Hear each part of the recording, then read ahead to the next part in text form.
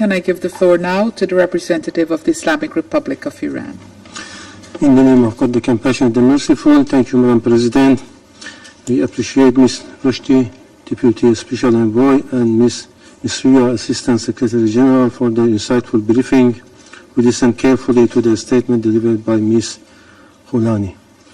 Madam President, I wish to make the following points on the situation in Syria and Arab Republic, while also drawing the Council's attention to Israeli relentless terrorist and barbaric attack against the Islamic Republic of Iran. First, the Islamic Republic of Iran reaffirms its unwavering commitment to the sovereignty, independence, and territorial integrity of the Syrian Arab Republic. For over a decade, the Syrian people have endured immense suffering under foreign occupation, terrorism, and coercive measures. This time has come for the people of Syria to determine the future of their country free from external interference and to live in dignity, stability without condition or constraint. Second, today over 16 million Syrians require urgent humanitarian assistance. The suffering of civilians must never be politicized. We welcome the recent step toward economic recovery, including the partial suspension of sanctions and the renewed engagement of the World Bank and IMF. However, we stress that any easing of sanctions must translate into real improvement on the ground. All unilateral sanctions, unjust, illegal, and contrary to the UN Charter, must be fully and unconditionally lifted. Third, practical engagement and cooperation between the UN and the interim authorities are essential to advancing an inclusive political process in line with Resolution 2254.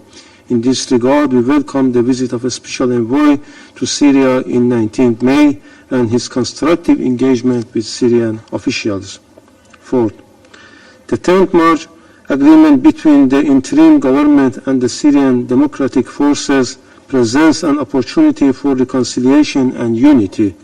We welcome follow-up meeting, prisoner exchange, and progress on education and return from the Al-Hol camp. Nonetheless, the security situation remains fragile. We express deep concern over renewed violence in Deir ez-Zor, Homs, and Sueda, including ISIL-related attacks. We note with encouragement the growing return of refugees and IDPs and closure of Rukban camp. Fifth, a just and lasting peace in Syria requires sustained political engagement, inclusive dialogue, and economic recovery. Syria has every right and duty as a sovereign state to restore peace and authority throughout its territory. Yet this right is impeded by ongoing foreign military presence and occupation, particularly in the northeast and south. Sixth, we strongly condemn continued Israeli military aggression in the occupied Golan, which violate the UN Charter, all the relevant Security Council resolutions, and gravely threaten the regional peace and stability. We urge the Council not to remain silent in the face of the repeated Israeli aggression, which represent the systematic violation of international law. These acts are not isolated. They are part of the broader pattern of unlawful use of force, now extending to continued attacks against the Islamic Republic of Iran. Having said that, I wish to make a few remarks regarding the ongoing barbaric attack and act of aggression by the terrorist and child-killing regime of Israel against my country. First, as we have already conveyed in this chamber and our formal communication to you, Madam President, and to the Secretary General, Israel has committed a blatant and provoked act of aggression against Iran's sovereignty and territorial integrity in grave violation of United Nations Charter and international law. These ongoing terrorist attacks deliberately targeted civilian infrastructure and peaceful nuclear facilities under the full IAEA safeguard, posing a serious risk of catastrophic consequences. Israel launched indiscriminate strikes against densely populated cities. Hospitals, homes, and essential infrastructure were destroyed. There are clear and undeniable war crimes. Second, In response, Iran exercised its inherent right to self-defense in accordance with Article 51 of the UN Charter to protect its people and vital national interest. Our response was defensive, limited, and proportionate, targeting only military and economic assets directly involved in the aggression. Iran does not seek escalation, but we will not hesitate to defend our people's sovereignty and territorial integrity. Third, let me be clear, Iran did not start this war. Israel launched this aggression, emboldened by a green light from the United States. Israeli claim of preventive self-defense is legally unfounded, and if normalized, would seriously undermine one of the most fundamental principles of the Charter, the prohibition of the use of force. As such, the false narrative of an existential threat as invoked by Israeli and supported by some Western countries is nothing more than a cover-up to justify aggression and obscure Israeli atrocities. Once again, we are witnessing the dangerous reversal of roles where the aggressor is shielded and the victims is blamed. The same shameful pattern that the world has seen unfold in Gaza is now being repeated. This double standard is a moral and legal failure, one that will tarnish the records of those Western countries, especially the US, UK, and France, who have attempted to justify this flagrant violation.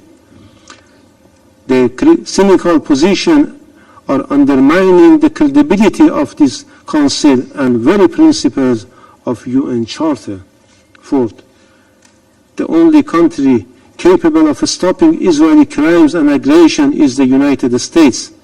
If the US acts in good faith and is truly committed to diplomacy, as it claims, it can compel Israel to stop its aggression. But instead, and regrettably, we heard President Trump last night echoing with Netanyahu calling for evacuation of Tehran. Such a threat is not only irresponsible, but it is also reflects the deliberate policy of targeting civilians. Fifth, let us speak frankly. Neither this Security Council nor any other relevant UN body has thus far demonstrated the capacity to stop the aggressor. The painful experiences of Israeli crimes in Gaza, Lebanon, Syria, and Yemen have shown that the Security Council has consistently failed in its most basic duty to determine the aggressor and uphold international peace and security. We once again urge this Council to fulfill this mandate, condemn Israeli unlawful use of force, and explicitly reject its claims of preemptive self-defense as contrary to the Charter and international law, and stop the rogue regime from further aggression. Finally, Iran will continue to act under international law, but unless the Security Council acts decisively, or unless the international community steps in to stop the aggressor, Iran will continue to defend its sovereignty and its people with determination. This is not only our right, but also our responsibility. Our response is solely aimed at deterring further aggression and preventing the repetition of such crimes. I thank you. I thank the representative of the Islamic Republic of Iran for his statement.